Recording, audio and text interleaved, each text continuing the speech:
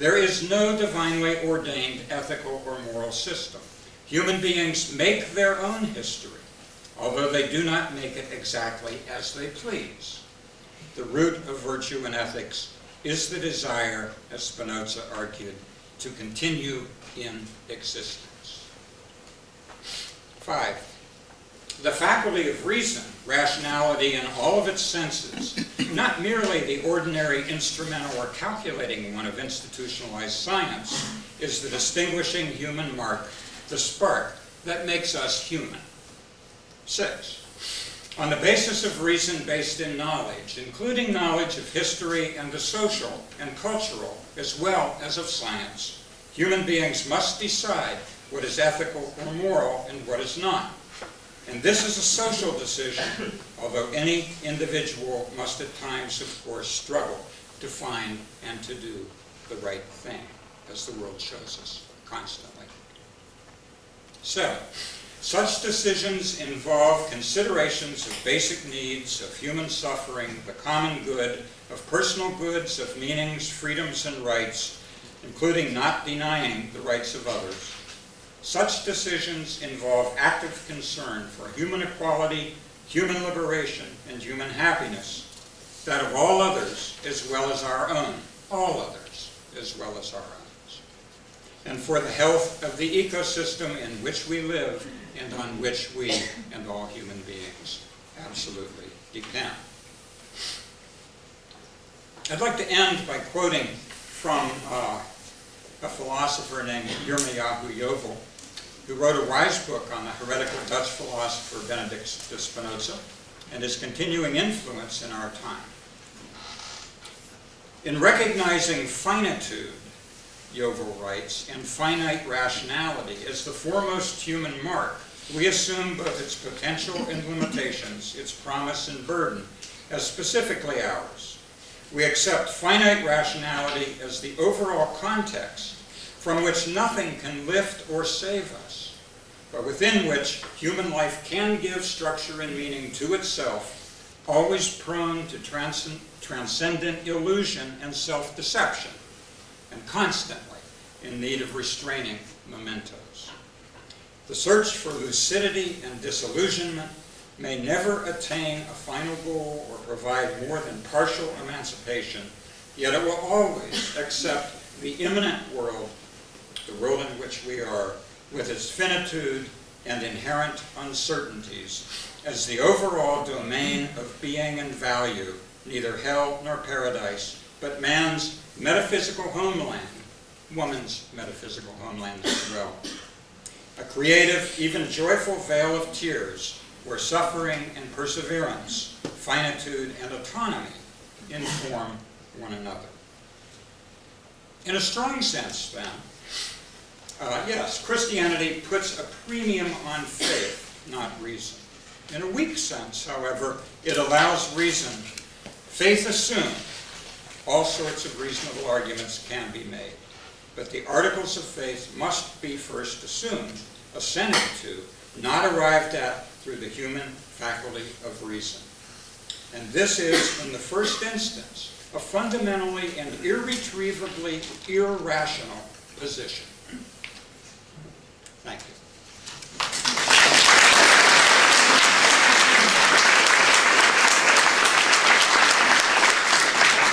Thank you, Dr. Daniels.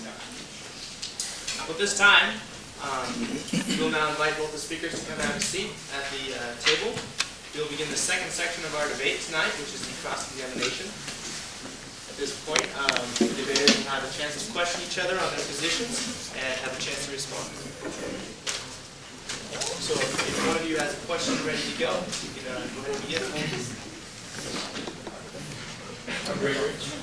Oh boy. Where do you start? Well, let me ask you, there are many things, and many of the points we disagree on are simply points of disagreement ultimately, I think, but although, I mean, we're not going to get around them all tonight. I thought that was the purpose of this room. It's hard to hear you back. Okay. You talked about a reliance on trust, about faith being no different from any other knowing. And you said that, and it seems to me that this is a real leap of faith, and to coin a term that's a little unfair, a sort of Bernie Madoff argument for faith. I wonder if you could respond to that.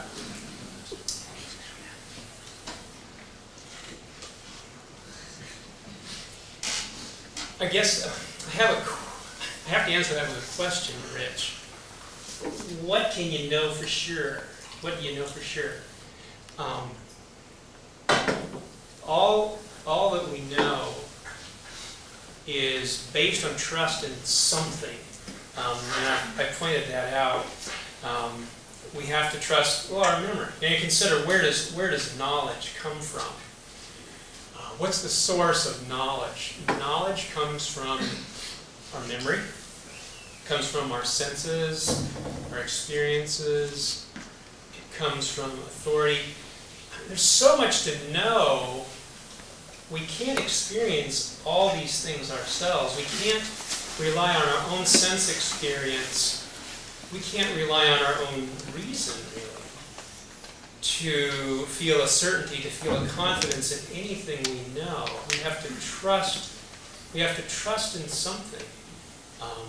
There's this woman that's here tonight. She claims to be my mother, and I believe she's my mother. But how do I know? I mean, she's told me that she's my mother. She behaved like she was my mother. My father told me that she was my mother. I have a birth certificate that says that there's a person who is my mother who has the same name as this woman who says that she's my mother. But I don't know any of that for sure. I have to trust in that. As a scientist, I read the literature. I have to trust that the authors of the papers actually did the experiments, and they recorded not only the things that went right, but also the things that went wrong, and the things that went right overbalanced the things that went wrong in order for them to write that paper. I have to trust the editors that reviewed the paper. I have to trust the peer reviewers. I have to trust my graduate students that collect the data. I have to trust my graduate students to explain the literature to me. I have to trust my instruments. How do I know that my flight simulator is actually collecting all the data that it's supposed to? How do I know that it's not missing cycles and missing important data values? I guess it all comes back to trust, Rich. In fact, I think that when you speak of faith, that really you're talking about trust. Okay. I think that everything you say about trust just now, which all makes sense to me, lies simply within the domain of reason. I mean, any trained person, mentally trained person, any good scientist, you're the scientist, not me actually, but would know all these things and take them into account. Now, does that mean there can't be frauds or there can't be people who make mistakes? Of course not. This happens all the time. There are frauds in science. There are people do things wrong. They make mistakes and so forth. But everyone who works with the human faculty of reason and is trained in the use of it understands that this is the case. And so everything you just said, I think, is within the bounds of reason. Simple. That doesn't get around the fact that I can't really have complete confidence in anything. I depend upon the reliability of those sources of knowledge, and that includes my own memory, my own reason, my own intuition. I think that you're trying to wave away this idea of trust. Does reason take trust into account? Yes, and I think that probably there's a place for reason in determining what to trust, but that doesn't get away from the fact that we have to trust stuff. Why do we trust reason? Why do you trust reason? I mean, there are some formal limitations to reason. Gödel showed that touring in church. And the point that I made about human rationality, you talked about science at its best. Science at its best. In principle, these things, the scientific method, the Cartesian approach, they ought to work. But it is human, it is fallible humans who do the reasoning. In order to deal with complexity, we have to use heuristics. Reality is too complex for us to deal. Our minds are limited. And in my field of human factors engineering, I study complex systems. We look at adverse events in aviation and medicine, and we see fallible human reasoning at every point. And you look at, okay, I was hoping I'd get a chance to read this. I needed an extra 30 seconds, but I had to cut this out. Okay, Francis Bacon, arguably the bell ringer of the scientific revolution. Novum Organum, aphorism 46. The human understanding, when any preposition has once been laid down, that's actually a proposition, has been laid down, either from general admission and belief or from the pleasure it affords, forces everything else to add fresh support and confirmation. And although more cogent and abundant instances may exist to the contrary, yet either does not observe or despises them, or gets rid of and rejects them by some distinction with violent and injurious prejudice, rather than sacrifice the authority of its first conclusions. After getting around the elaborate prose, basically, my mind's made up, don't confuse me with the facts. So Bacon's approach, he was looking back at the scholastics. He was looking back at everything since Aristotle, and he said, we've not really utilized human faculties adequately. And here's a problem. Here's a fundamental problem with human reasoning, that we make an initial hypothesis and we cling to it. We interpret negative evidence positively, or we ignore it, and we will not seek negative evidence because it's dangerous to us. So Bacon proposed a method that would get around some of these things, but the fact is that this confirmation bias, as we would call it today, still exists. I mean, we see that in aircraft accidents. We see that in the shooting down of the Iranian jetliner in 1988 by the Vincennes.